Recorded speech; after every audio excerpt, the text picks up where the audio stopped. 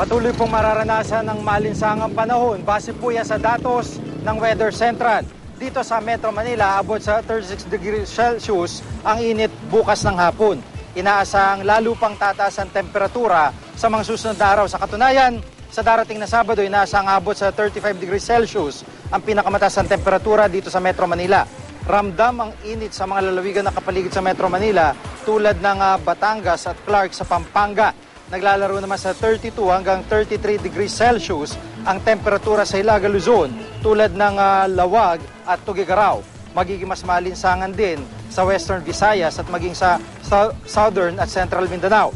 Ayon sa Pag-asa, lalong tumindi ang init ng panahon dahil sa mainit na hangin galing sa karagatan Pasipiko o Easterlies. Pero bukod sa malinsangang panahon, may dala rin itong mahinang pag-ulan sa Northern at Central Luzon. Isa namang trough ng low pressure area ang nagdadala ng ulan sa Mindanao.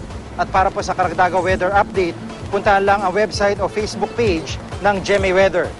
Ngayong sobrang